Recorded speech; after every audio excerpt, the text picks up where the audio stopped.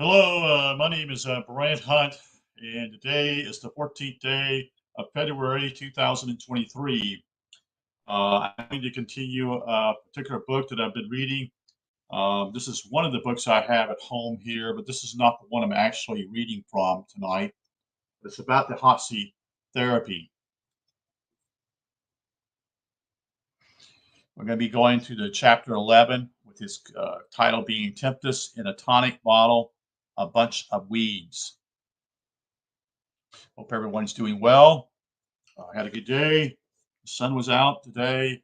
Nice, balmy, almost 70 degrees here, which is not not what we really want.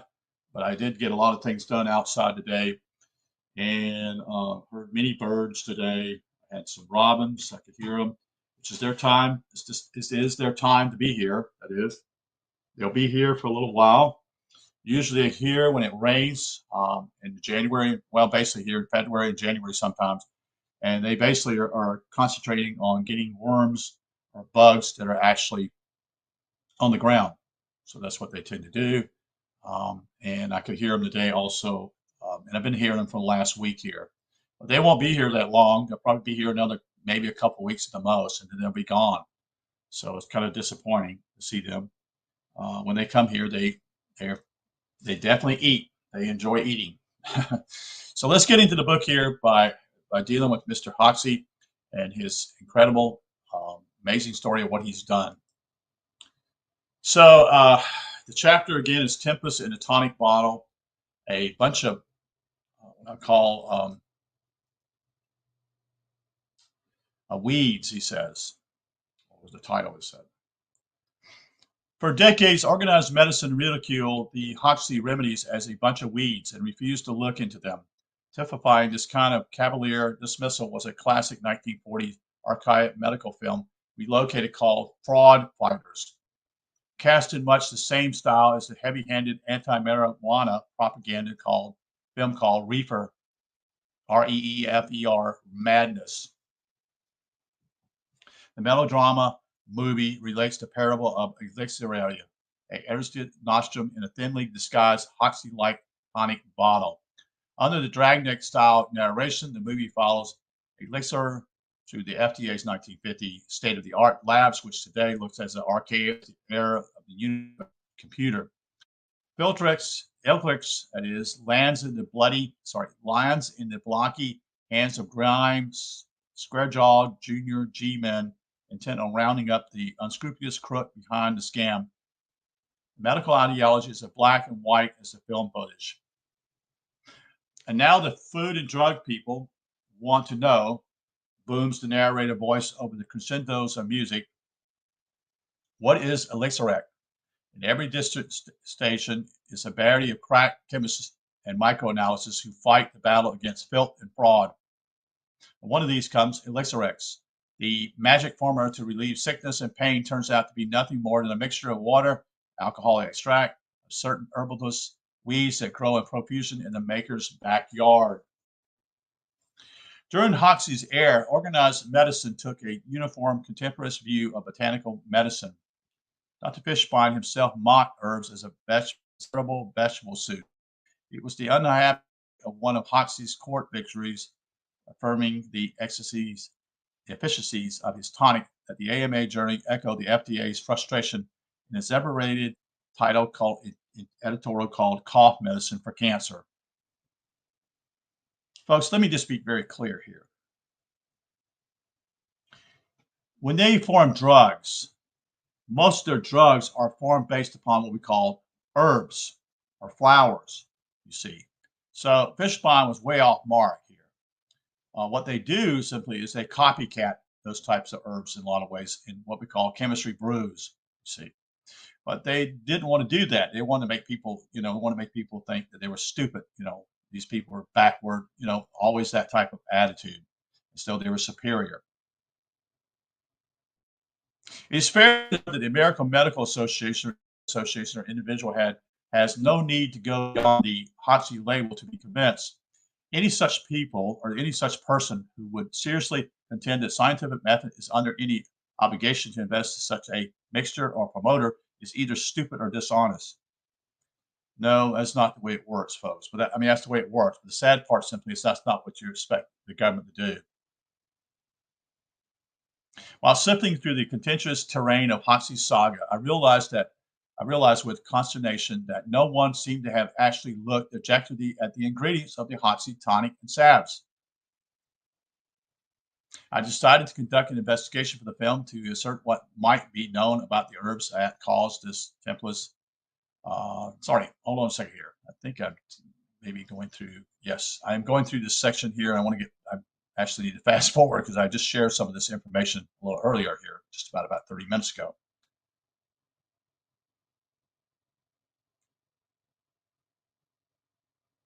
Just bear with me. So I'm going to show. I mean, I actually will show this, but this is where before we're looking at these herbs, however, it's necessary to probe the mystery surrounding the secrecy of Hoxie's formula. The list of ingredients I originally provided Jim Duke was the one published in Hoxie's book in 1956. That formula contained barberry, buckthorn burnt, burdock root, cascara, sauerkrautia, licorice root, poke root, prickly ash, red clover blossoms, and stellium root in a water base with potassium iodine. So what was in that particular thing with Hoxie's therapy? Well, he had in each 5 cc container, there was 150 milligrams of potassium iodine. There was 20 milligrams of licorice. There were 20 milligrams of red clover. There were 10 milligrams of burdock root. There were 10 milligrams of the silicon root. In the barberry root, there was 10 milligrams also. The poke root was 10 milligrams. The cascara marigold was 5 milligrams. The prickly ash bark was 5 milligrams. And the last one here is buckhorn bark, which was 20 milligrams. The recommended the dose was 1 spoonful after meals and at meals at bedtime. So basically what you're looking at, if you take breakfast, lunch, and dinner, that's 3, and then you have one right before you go to bed. This was all done at Hoxie's lab or his clinic in Dallas, Texas. And we're going on as simply as that, I've shared some other things here. I'm going to go skip through those areas where I've shared just a while ago.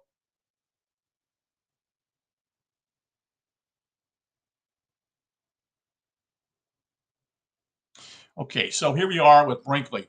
In researching the Hoxie formula, Brinkley found that it bore a striking similar to an old red clover-based electric formula. He traced the origins of trifolium, which was a red clover extract, back to the 19th century when Park, Davis, and Company produced a cert trifolium compound approximating the modern Hoxie formulas, except that in 1890 it did not contain buckthorn or licorice. Several decades later, Brinkley noted in advertisements appearing in medical journals that Park, Davis, and Company identified the cert trifolium compound as a long-established success prescribed in every civilized country in the world. Credited to an obscure Dr. Rush, about whom nothing more is known, the formula was also described in the official American Pharmaceutical Association listing of drugs called the National Formulae in 1926 and 1936. Yet another extract of trifolium compound was listed in the 1898 King's American Dispensatory, the preeminent complications of medicines used by elected doctors. Now remember, these elected doctors are they always produce what we call products that were coming from nature. And a lot of them are based out west. Okay. Produced by the company called W.S. Merritt, Merrell, Company of Cincinnati. It was celebrated for the alternative tonic and eliminated properties of the recent expressed juices of extract from fresh or green plants with potassium iodine. It was prescribed for sylvius, rheumatism, grands, and skin condition, and scrofulia. This compound, Fruitodextria trifolium, contained all of Hoxie's ingredients except buckthorn and also had maple apple root. However, Brinkley adds there is no evidence that anyone ever applied the trifolium compact to cancer before Hoxsey did, an investigation for which Brinkley gives him formal credit. Why might Hoxsey apply it to cancer? Brinkley points out that the trifolium compact was essential to the very fabric of the elixir and naturopath view of diseases. It was used for his tonic, alternate and eliminating properties. He explained these important concepts. Tonics often are bitter, were employed to increase the appetite and enhance the process of digestion and assimilation. They improve the quality of the blood and the nutrition of the entire system. Alterations known in folk medicine as blood cleansers were seen as assisting organs that remove metallical wastes and toxins from the circulation. Alternates were believed to improve the quality of the blood by assisting digestion, improving circulation, and accelerating the process of elimination, thereby correcting faulty metabolism. The knowledge concerning their action was wholly empirical. Health was seen as a product of the quality of the blood, since the blood brings nourishment to tissues and cells and must remove the cellular waste. And what he's talking about here, removing the cellular waste, is that very few people know about this, you see. You see, it's called lymphatic system. And the key is simply is the blood has to be kept clean, you see. It cannot have waste in it, you see. And that's what I'm trying to explain to you is that it works this way. Dr. Robert Morris is the one who talks about this enormously. In the eclectic view, an alternate favor alters the course of an illness, is used for chronic conditions in small amounts over prolonged periods. Dr. Durkee explicitly characterized the tonic as an alternate. The eliminative function is also essential, that is, cleansing the blood. Brinkley continues occurs as it filters through the organs which excrete cellular waste products. When these organs of elimination do not function adequately, it becomes increasingly difficult to maintain a healthy ecology of the cells. This makes them more susceptible to carcinogens. Attempting to enhance elimination and immune functions can be done by utilizing a variety of methods and agents, including herbs. Brinkley observes this model for this action of alternates were practically applied by the late 19th century eclectic prescribes in the treatment of chronic and cancerous conditions. Such was their success that the alternates were considered to have been among the most useful medicine in eclectic therapeutics. The Hoxsey formula's real purpose was not to kill cancer cells directly. Rather, it was to create overall terrain unfavorable to the growth of cancer cells itself. Simultaneously, its efforts was the enhancement of the body's own immune response and capacity to eliminate toxins. From this perspective, the Hoxsey tonics is a credible product. It's a credible approach. Independent scientific research has validated certain effects of the Hoxsey herbs as an overall physiological function. The tonic and alternate claims by eclectics had been relatively substantiated, Brinker confirms. These people, this was trying to destroy people, folks. This is what it was all about. It was to destroy him. It wasn't his product, you see. They were trying to destroy him.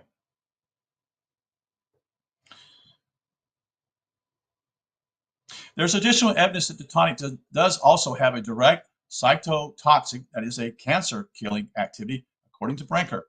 All the plants of the Hoxsey tonic or certain of their active constituents have shown some degree of anti-tumor activity in human cancer cell culture laboratory studies or in living animal systems. Basic constituting of red clover, licorice, and burdock inhibits the effects of tumor promoters or mutants. He cautions, however, that these results cannot necessarily be assumed to apply to human beings, but serve rather as a screening method useful for speculative hypothesis. When I met again with Jim Duke in 1998, he joked that the new data on the Hoxsey herbs was by now so abundant that it would need another briefcase to lug the papers home. He published his own private plant database, one of the most extensive in the world. Duke retired, that is, from the USDA in 1997 and dug up even more contemporary evidence of compelling anti-cancer properties in the hot seed tonic herbs. Several are of special interest. Duke, as well as other researchers, were particularly enthusiastic about recent discoveries concerning red clover, that is, burdock root, and poke root. Red clover blossoms, that is, I won't give you the Latin name, which are proportionally one of the largest ingredients in the tonic, show up in all the quack remedies, Duke told me. Historically, red clover blossoms have been used as a folk cancer remedy, both internally as a blood purifier and externally as a plaster.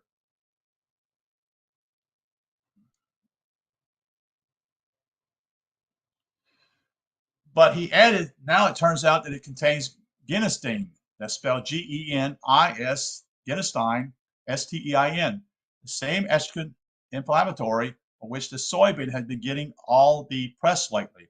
It also contains three other compounds which are estrogen mimicking national hormones. I suspect those four are synchronicity as preventing or slowing the development of cancer.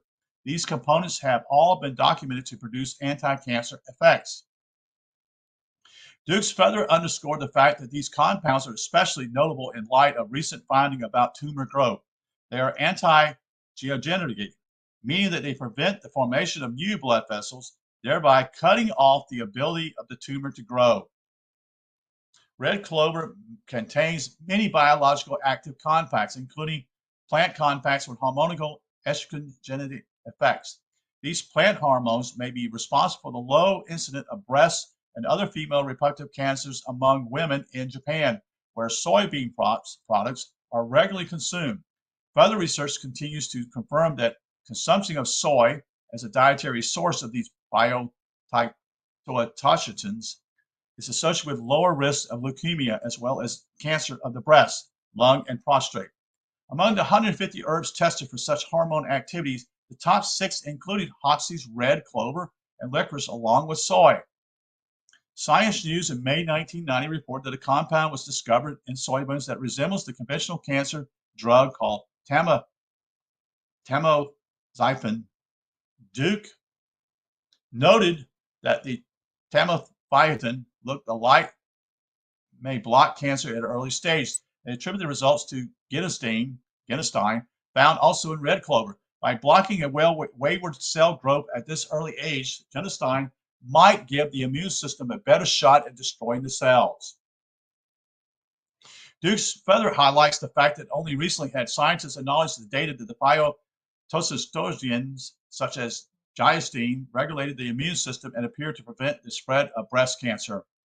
The recent flurry of excitement around tests of synthetic drug tamoxifen, claiming it can prevent breast cancer in up to 50% of the women, downplays the fact that it also can produce serious side effects, such as uterine cancer and fatal blood clots. That's not a good idea, you see. 50%, that's pretty strong. The compounds in red clover, says Duke, are a much safer natural alternate to this toxic synthetic drug, you see. This androgenic direction in cancer research has gained some currency in recent years and became the object of media feeding frenzy. In the May 1998 round, the research of Dr. Julia Folkman celebrated on the front page of the Sunday New York Times as the potential momentous cancer breakthrough. Two new drugs devised by Dr. Folkman were designed to utilize antigenicness in preventing tumor growth by cutting off the blood supply that feeds these cancerous tumors. Subsequently, research has confirmed that Dr. Folkman's experiments and several androgenase inhibitors are now being tested for tumor suppression in clinical trials. These new directions in cancer research, that is, Jim Duke says, make the Hoxie formula seem even more credible. But again, it's a drug. You see, it's man-made. Got to remember that. Duke additionally points out that the red clover against cancer was strongly cited in Harkwell's plant used against cancer, as well as his foundational herbal book called Back to Eden by Jethro Kloss, Kloss, who devoted many pages to his anti-cancer properties. Duke also names it extensively in his own scholarly work, that is the CRC Handbook of Medical Herbs. Francis Brinker added that the the Electric's prize red clover as an excellent alternate. It was said unquestionably to retard the growth of cancer when administered internally for a prolonged period and was given freely to those with a tendency towards getting cancer. So you can see that they're talking about stuff here, and they're looking at it as basically a substitute. But in reality, why would you want to do it as a substitute when you can get the real thing, folks? And nature has always got that.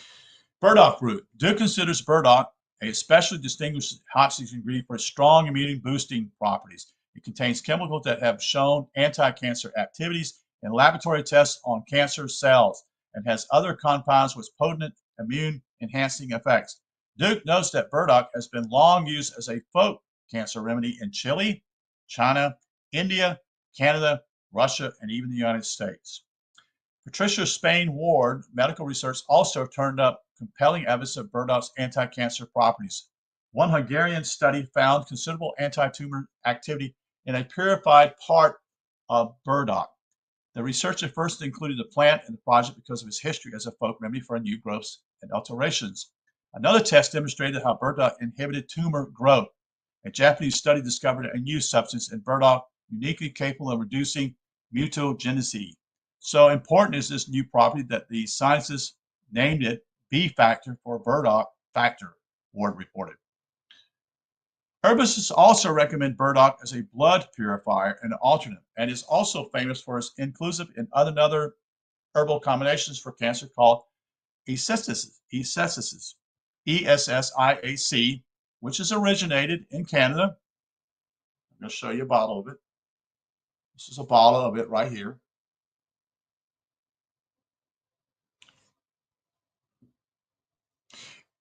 In the 1930s with founder Rene Casse, C-A-I-S-S-E. Essex is Casse spelled backwards. She just spelled her name backwards to give the name product. A nurse who attributed the formula to Ojibwa, that's O-J-I-B-W-A Indians, as a traditional cancer remedy. It's notable when the same plant recurs in independent formulas. Continue. Poke root.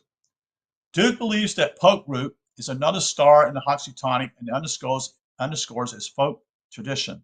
Poke roots, leaves, and berries, all which can be poisonous, have long been used as anti-cancer remedies. Indians used the powder root for cancer, and early settlers applied the berry juice to skin cancer. Traditionally, the juice was believed to alleviate cancer. As an ointment or decontent, the root as well as the leaf had long been used to treat cancer and tumors. Poke was widely celebrated by the early eclectics for its anti-cancer properties. After 40 years of use, Eli Jones, a famous eclectic physician whose science writer Ralph Moss has called one of the founders of modern oncology, considers poke the most valuable general remedy available for treating cancer. Among its common names was cancer root.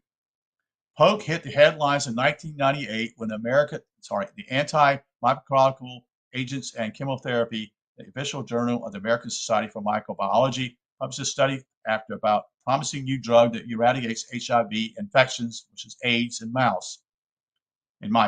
The new agent contained a potent antiviral protein from the pokeweed plant and was found to be 100 to 1,000 times more active than any other anti-HIV agent produced to date. The new medication works like a magic bullet, delivering the plant-derived inhibitors selected to AIDS-infected cells. The mice in the study were cured of human AIDS without side effects. Therapeutic drug levels were achieved in monkeys without side effects. Based on these very promising results, the FDA granted permission to start clinical trials in HIV-infected patients at treatment centers in the United States. Additional testing has begun in South Africa using this derivative from the poke cancer remedy, though. Patricia Spain Ward also found significant citations on poke in her research. She noted that in multiple studies, poke activities help trigger the immune system. That's what you want, folks. You want your immune system. Brinker unearthed yet other reference from old eclectic medical journals. He called it phytolacca, that's Phytolacca, is so potent. Brinker suggested, I am surprised that conventional medicine doesn't make more use of it. Again, do not self-medicate with poke, he says, because poke's a very strong deal.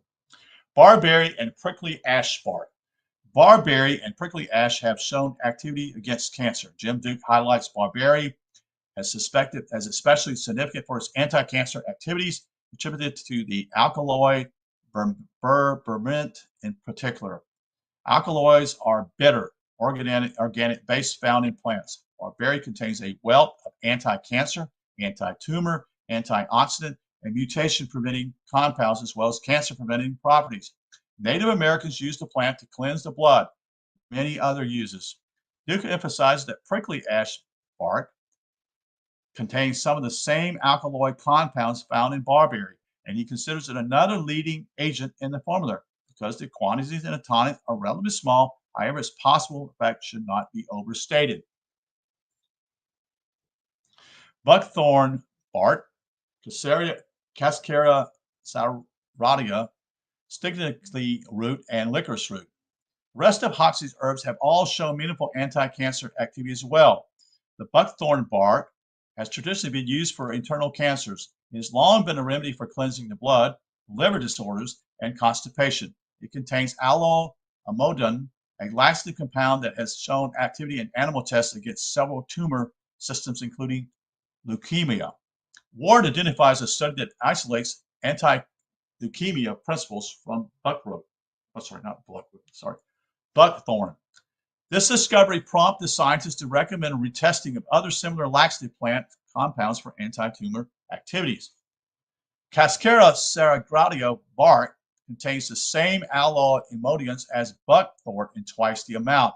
It has traditionally been used as a purgative or a laxative, tonic, and liver medicine, and extracts of cascara inhibits the tumor's growth of breast cancer transplanted in mice after 10 days.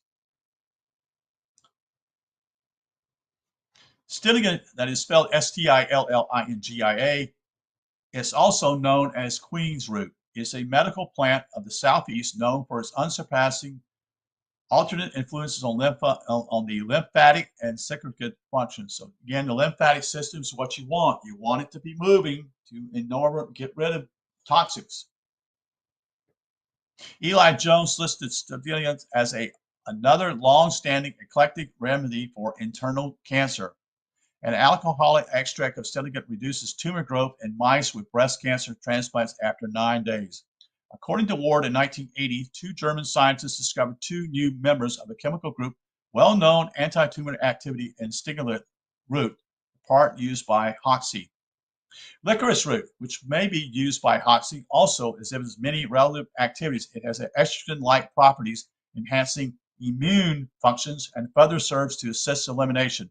It has long been employed as a tonic and blood purifier, as well as for soothing internal inflammations. It contains compound potent against certain bacteria. A number of components isolated from literature has shown anti-tumor activities in animal test systems.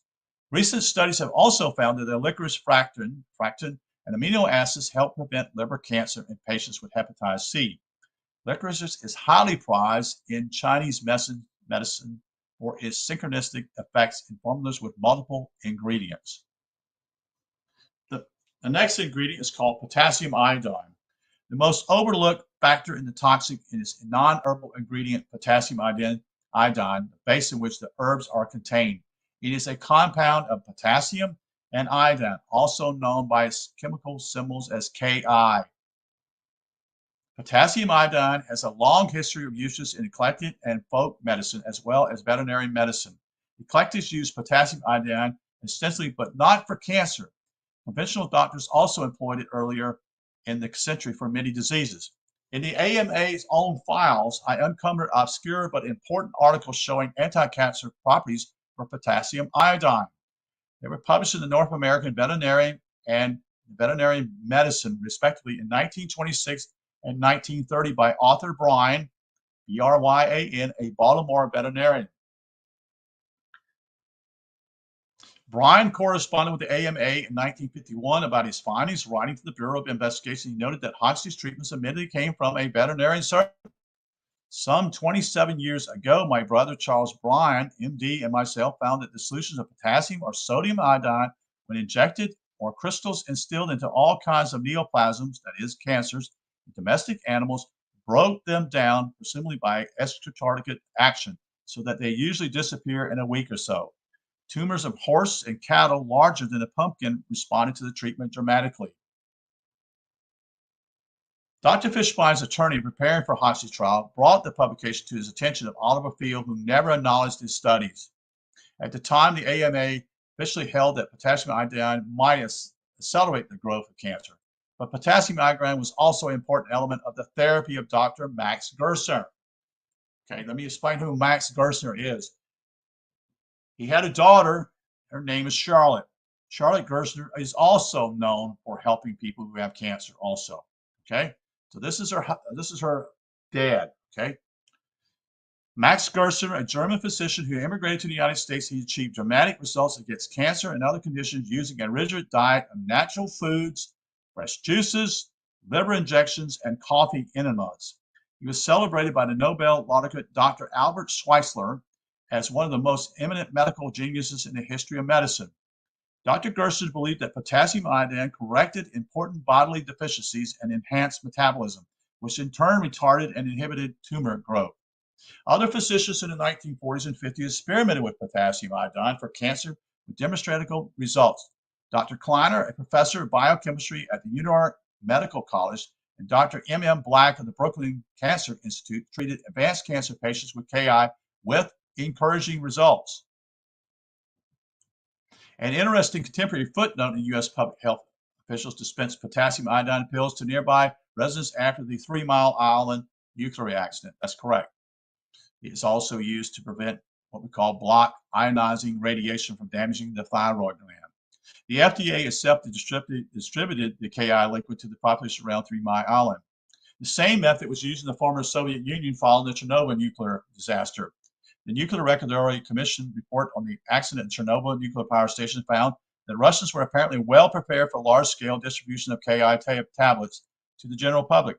Thousands of measurements of I-131, which is radioiodine activity in the thyroids of the exposed population, suggested that the observed levels were lower than those that would have been expected had this bioplatin measure not been taken.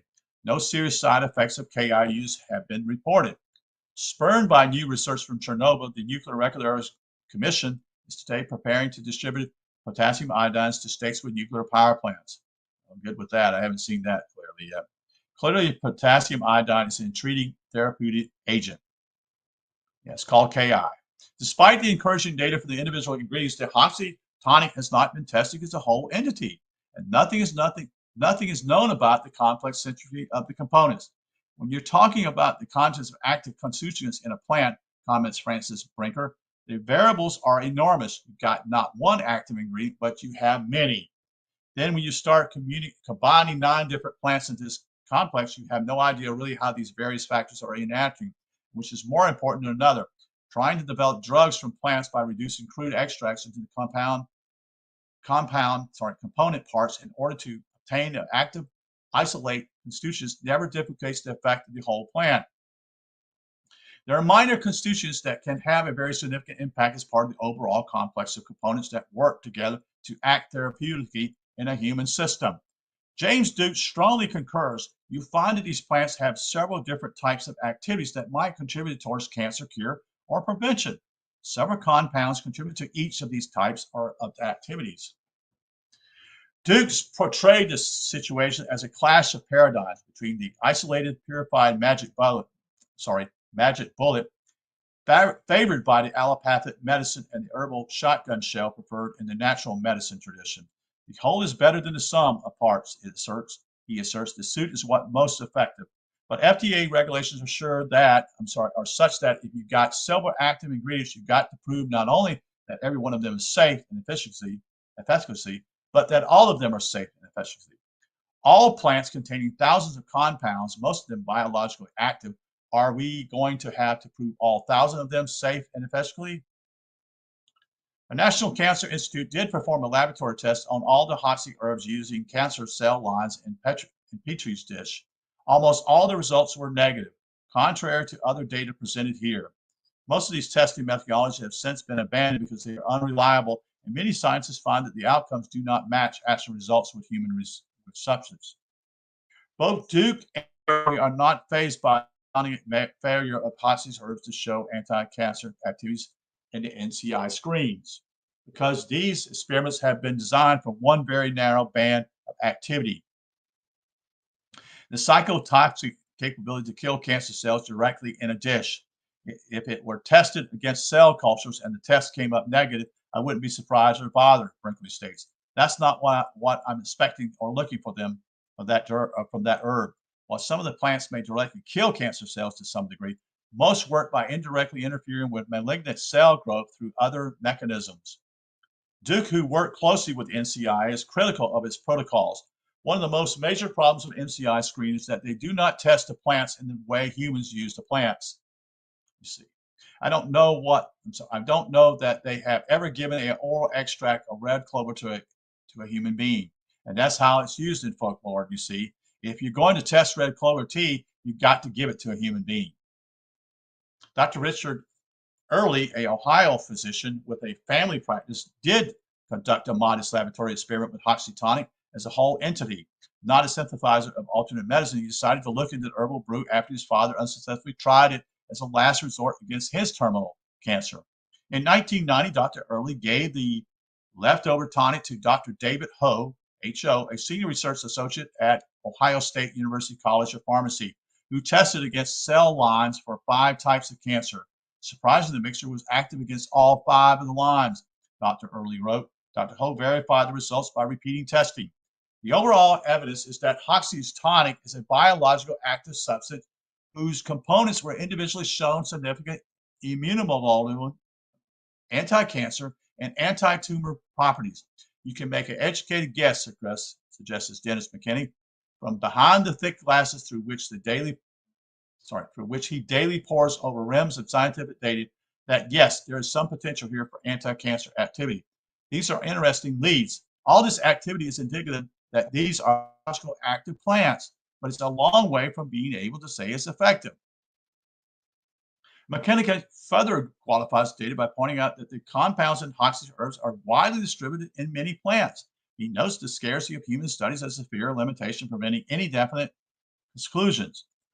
One admittedly preliminary review of Hoxie's patients, did take place beginning in 1984 by a contemporary naturopath doctor, Stephen Austin of Oregon. The study tracked a small sampling of cancer patients from Pacific Northwest over a 5-year period who went to 3 Tijuana alternate cancer clinics offering respectively the Hoxie, the Gerstner, and Laetrile. The Laetrile is an extract of the apricot pits.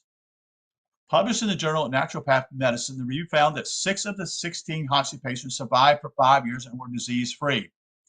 These survivors include 2 cases of melanoma and 2 cases of what we call lung cancer. In each category, one was very advanced, and both types of cancer are often fatal.